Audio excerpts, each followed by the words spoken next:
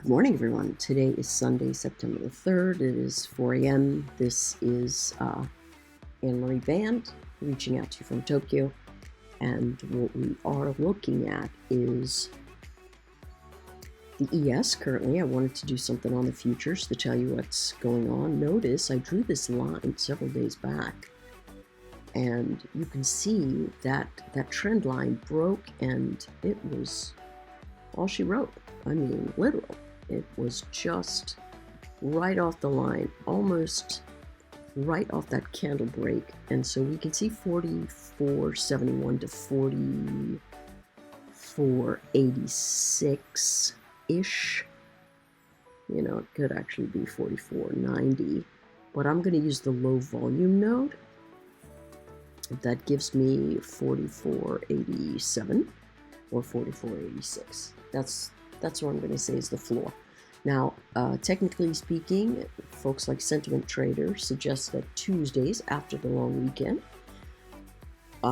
we normally have a dip that gives back. So if that is the case, and we are looking for a dip, how might that look? All right, so we're going to stare down the ES chart right now, and we're going to see that this line right here, really closer to the low of the prior day. As long as we stay above that line, we will bounce into a potentially lower high. This is my thought. My thought is that the bounce is going to be a selling pressure event, and it's going to fade and come in and fill in the volume profile that we've got down here, sitting at 44.86. So that's really my supposition. Now, when will I be wrong? That's really what you always want to look for. So if you say, hey, if I open up in the pre-market right around here, 45.12, I'm going to buy it, right? Why? What's the trend? It's up. Slope of momentum is sort of flat, so I know I'm not going to run off the rails, but I am moving in the direction of flow. And so this area right here, which is the open, September the 1st open, I'm going to stay here long as I don't break 45.06. You might go, Anne-Marie, that's 13 points.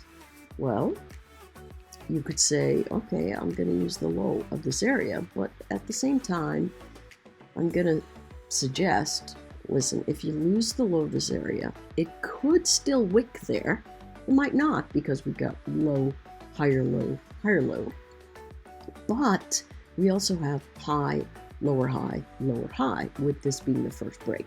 So my suspicion is that come Monday night, when chart action starts again, it could gap down following seasonality, right? So the big thing that everybody was saying was, all right, everybody's betting seasonality, and it was short, and then we started holding the floor. So what is the moral of the story here? The moral of the story is that nothing's set in stone, and price always tells you which way it's going. And so as a trader, you need to look at something and go, wait, am I making higher lows? Wait, am I making higher highs? Yeah. And so if I'm making higher highs, the dips are the pullbacks. Well, what if the dip is a big one? Well, I'm going to trade short intraday, and I'm going to let the traders tell me from the recent past, look to the left, to see where price action is going to sit. So if I say, hey, let's say it doesn't give you a shot, and it simply gaps down at the open, what's the first thing that's going to happen? Buyers are going to go, oh, old resistance, new support. And so the first thing you're going to see is a bounce action event. And the strength of that bounce action event is going to tell you what to do. Okay? So my thought is, if it gaps down and it comes into this 44.85, watch to see how they go. You're going to be able to trade it to the upside, realizing that where the chart is really sitting is in between the 25 and 75% markers in this linear regression channel. Okay? That's the base. People are buying there. This is the peak. People are selling there right around that area until they don't, until they move and have something else. But the VPOC, that's this area, the volume point of control, where all the contracts are most sitting. It's going to act a little bit like a magnet. But for me, this is a definite buy the dip. The dip could be steeper, so you want to look to the left to see where it is. If you dip and it just opens minorly near here, and you see a bounce that can't get up over September opening, you can short it and come down with there. But that's really what we're going to see, and I think the traders are going to try and get in front of the short, because everybody seems to be following these statistical events and they're not thinking about the simple thing. Let me stare at price and let price tell me what is going on. They're saying, oh yeah, you know what, I got seasonality, I'm just going to short, and they're getting themselves in trouble. And that's, at the end of the day, there's only one skill you really need to develop besides self-control. That's ultimately the most important skill that you have to develop, because what that does is bring in your risk management. And if you have self-control and you can manage your risk management, you're going to make a fortune looking at the simple things. So let's take a look at the NQ. Kind of weak. Why? We're under the close of the prior month. We bounced, but we can't hold it.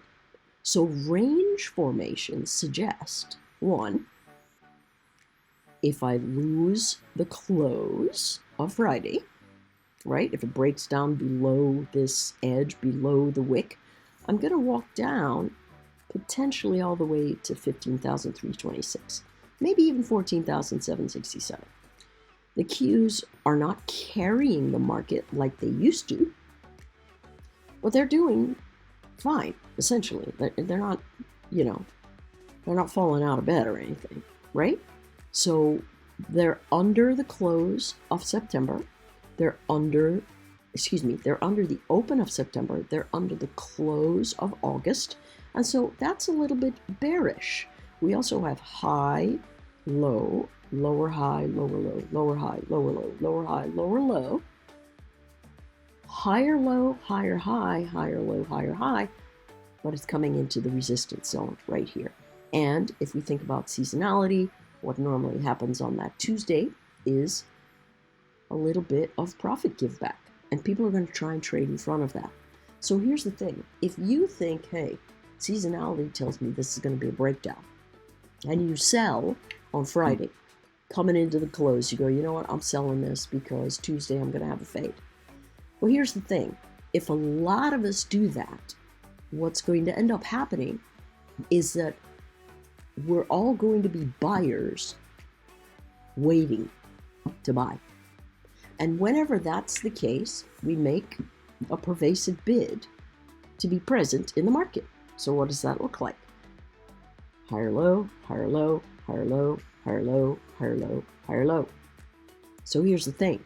If you went short on Friday and you said, yeah, seasonality says September should be in the toilet, and people are sort of mixed on that. Some Septembers are great, whatever. But here's all you have to think about.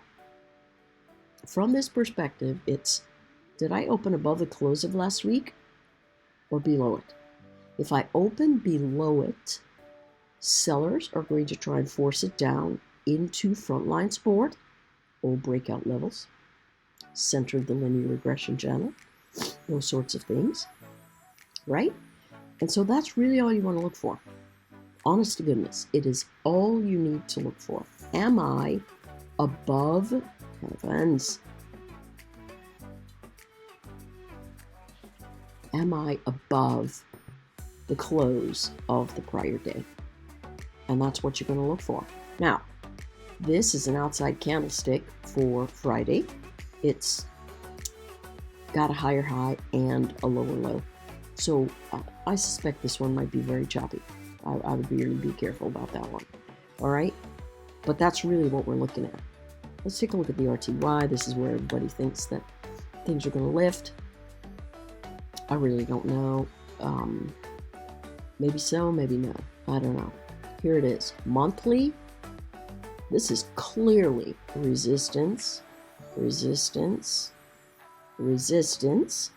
And if I take my line and I move it up here to 1936, that's going to be the place where, hey, if I get above there, that's moving higher. It's absolutely moving higher. Now, the question is, will it bounce up and then come back and retest? Or will it just bounce through and keep moving? I have no idea. So here's what you can do. Because that's the clear line in the sand that above there you go long, what it means is below there, you're not going to go long until you frame out your support zone. So what is that support zone? See these wicks? They're 100 points below. Holy smokes. Yeah, that's 100 points below. Monthly channel up, weekly channel down, daily channel up, 2-hour channel up. Okay? Where are the charts? They're a little bit mixed, but I would say the following. If we get above 1936, 1937, going to be a long. Now, what if it gaps down like the rest of the market? Where's the short go? All right, so that's going to be at the loss of 1896. So if you say, okay, 1896, that's going to be where my breakdown is. If you're looking at this here, you see this looks a little bit like a megaphone. If it comes down here, here's the thing. The closing on the day, here's the high of a couple of days ago. Buyers are going to try and come in here. Trend is upward at 1918. If it comes in here, bounces above the high of 2 days ago, and then fails, you've got a short coming down into this direction.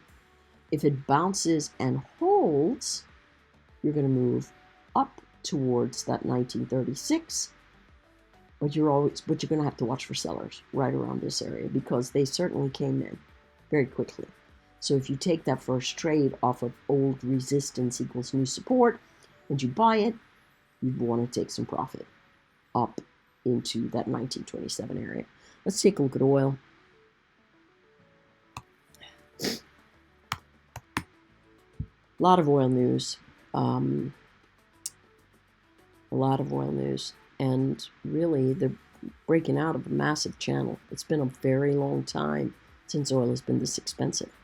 So if I put my tin foil hat on, I would say midterm, I would say you got to keep the masses happy.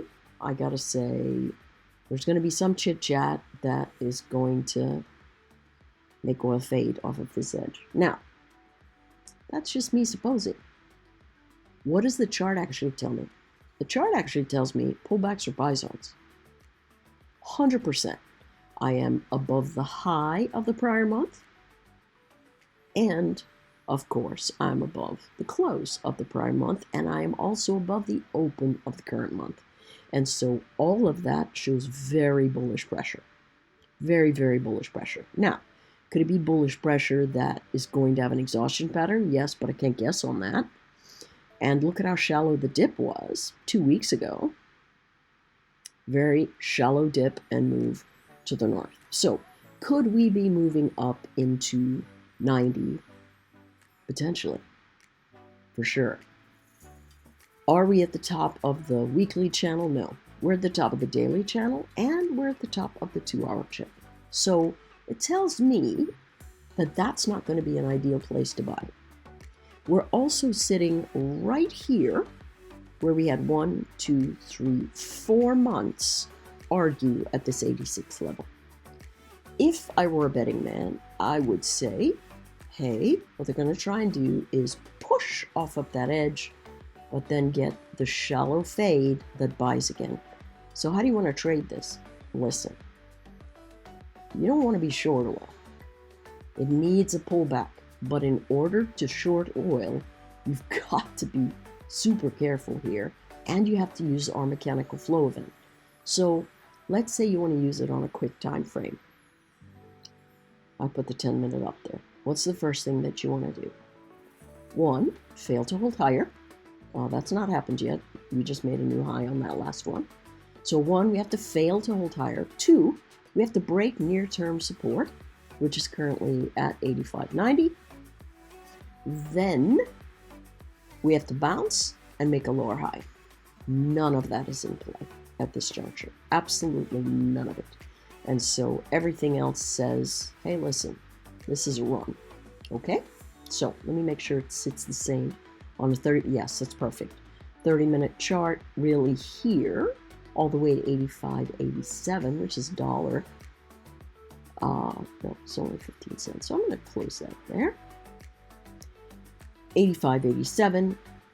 You know, pullbacks there, buyers are going to come. Even if it wicks a little below, the buyers are going to come, right? Are they getting a little bit soft at the knees? Yes. And that's because we're at the top of linear regression channel across two different types of time frames. And so this, to me, says, let's pump the brakes here, right? Particularly because of what's going on with the month. All right? That's what we would be looking for. Deep pullback, certainly buy zones, volatility continuing to increase across the board. Let's take a look at gold. A lot of people super excited about gold one way or another. I don't know why. But they are really, cryptocurrencies and gold are really moving in tandem, very interestingly, as alternate securities. So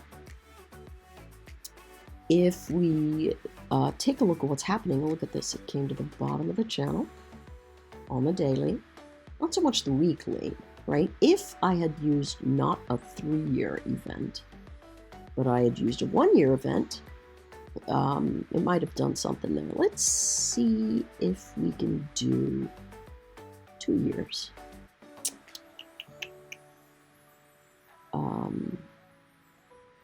3 years, add 3 years, but then, sorry about that. Edit. Let's try 2 years. See how that changes the channel. Not by much. Doesn't change the channel by much at all. So, yeah, that's sitting right in the middle of this channel event. What does that mean? Listen, we are making high, low, lower high, and then we're holding the low. I don't know what's going to go on here, folks, but if I were a betting man, I would go to the monthly chart and I would say, hold the phone. Looks to me like I had a bounce into frontline support at around 1900, but I did not recover the high.